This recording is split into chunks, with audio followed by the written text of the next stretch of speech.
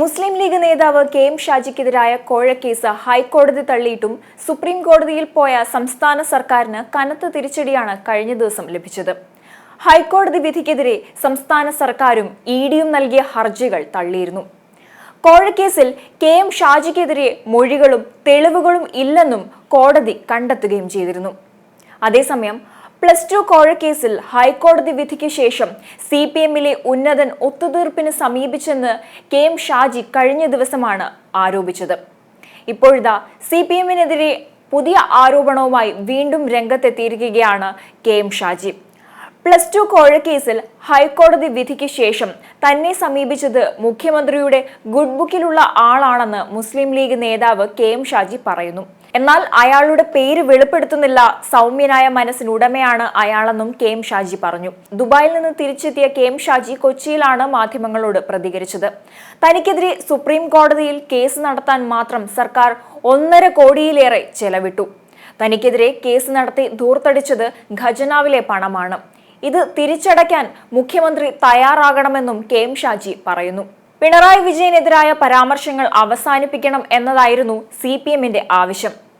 തനിക്കെതിരായ കേസിലെ വിധിയിൽ സുപ്രീം കോടതി മുഖ്യമന്ത്രിയുടെ പിടലിക്ക് പിടിച്ച് തള്ളുകയാണ് ചെയ്തതെന്നും കേസ് വിജയിക്കൽ അല്ലായിരുന്നു സർക്കാർ ലക്ഷ്യമെന്നും ഷാജി വിമർശിക്കുന്നു.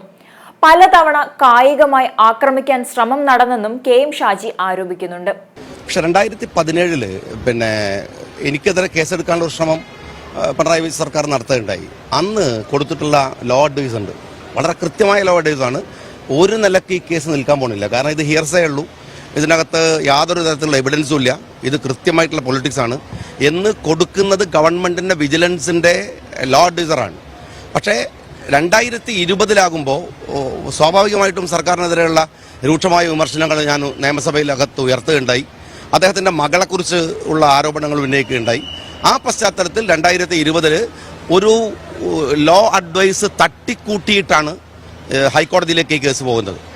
ഹൈക്കോടതിയിൽ നിന്ന് ഈ കേസ് വലിച്ചെറിഞ്ഞിട്ട് പിന്നെയും സുപ്രീം കോടതിയിലേക്ക് പോയിട്ട് ഈ കേസിനെ വലിച്ചു നീട്ടിയത് സർക്കാരിനുണ്ടായിട്ടുള്ള അമിതമായ ചെലവ്, വെറും പകയുടെ വിദ്വേഷത്തിൻ്റെ അല്ലെങ്കിൽ രാഷ്ട്രീയക്കാരെ അങ്ങോട്ട് നശിപ്പിച്ചു കളയാമെന്ന് വിചാരിക്കുന്ന ഒരുതരം മനോവൈകൃതത്തിൻ്റെ ഒരു പ്രതിഫലനമാണ്.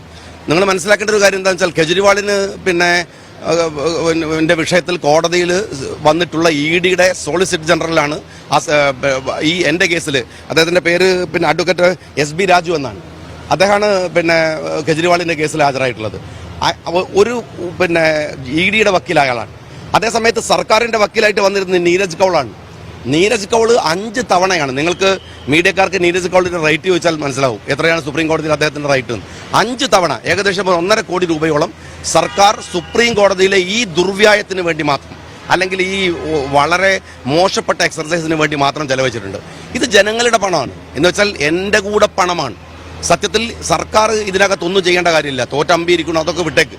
പക്ഷേ അതിൽ ഈ പണമെങ്കിലും തിരിച്ചടക്കാനുള്ള മര്യാദയാണ് സത്യത്തിൽ സർക്കാർ കാണിക്കേണ്ടത്. അതേസമയത്ത് 2017 ഈ കേസ് നിലനിൽക്കുമെന്ന ഒരു ലോ അഡ്വൈസ് ഉണ്ടെങ്കിൽ അതിൻ്റെ മുകളിൽ പോയിരുന്നെങ്കിൽ നമുക്ക് ഒരു ന്യായം പറയാമായിരുന്നു. പക്ഷേ അങ്ങനെ ഒരിടത്ത് പോലും ന്യായമില്ലാത്തൊരു കേസുമായിട്ടാണ് പോയത്.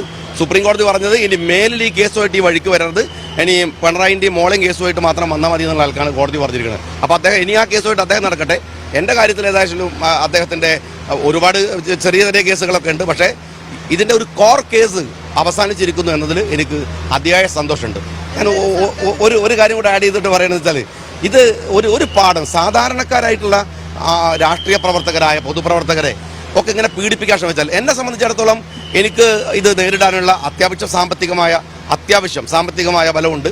എനിക്ക് പ്രവർത്തകരായ ഒരുപടി ആളുകളുടെ പിൻബലമുണ്ട്. ഇതൊന്നുമില്ലാത്തൊരു സാധാരണക്കാരന് എന്താണ് ഇങ്ങനെ രാഷ്ട്രീയ പ്രതികാരം ചെയ്താൽ അനുഭവിക്കേണ്ടി വരിക? സുപ്രീം കോടതിയിൽ ഒരു പേപ്പർ എടുത്താൽ അവിടെ എത്രയാണ് നിങ്ങൾക്ക് വരുന്ന പൈസ എന്ന് നിങ്ങൾക്ക് അറിയാലോ. അപ്പോൾ ഇത് ശരിക്കും പറഞ്ഞാൽ വളരെ മോശപ്പെട്ട ഒരു പണിയാണ് സർക്കാർ ചെയ്തിരിക്കുന്നത്. എൻ്റെ കേസ് വഴിയെങ്കിലും സഖാവ് പിണറായി വിജയൻ എന്ന് പറയുന്ന കേരളത്തിൻ്റെ മുഖ്യമന്ത്രിയുടെ കണ്ണ് തുറന്നെങ്കിൽ ഈ കേസ് കൊണ്ട് ഞാൻ വിചാരിക്കുന്ന ഒരു സന്തോഷം അതാണ്.